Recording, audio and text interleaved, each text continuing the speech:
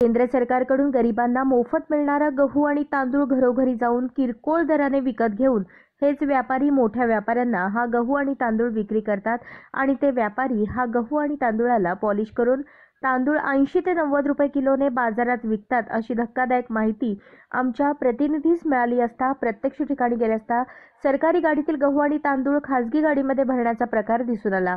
त्याचबरोबर बरेचसे लोक दुचाकी गाडीवरून गहू आणि तांदूळ विकत घेऊन याच व्यापाऱ्यांना विकत असल्याचे दिसून आले। 10 रुपये किलो दराने गहू आणि तांदूळ विकत घेऊन याच गहू आणि तांदूळाला पॉलिश करून हे व्यापारी मुख्य बाजारपेठेत तांदूळ भरमसाठ दराने विक्री करत आहेत। या अशा प्रकारावर अन्न औषध प्रशासनाचे लक्ष आहे की नाही, का जाणून बुजून दुर्लक्ष करत आहेत, हे काही कळायला मार्ग नाही। या तांदूळामध्ये प्लास्टिक तांदूळ मिक्स करून याची विक्री होत असल्याची धक्कादायक माहिती मिळत आहे।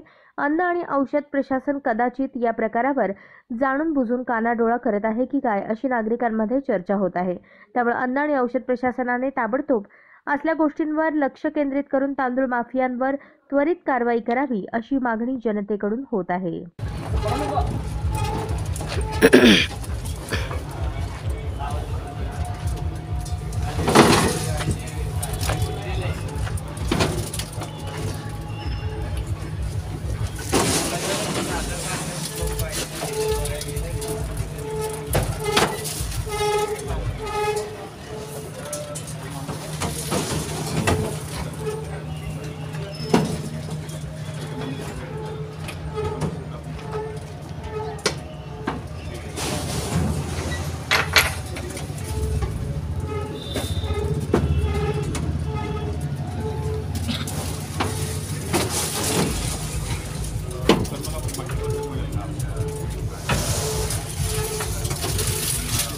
अशाच नवनवीन अपडेटसाठी जनता राज्य न्यूज चॅनलला सबस्क्राईब करा, लाईक करा आणि शेअर करायला विसरू नका।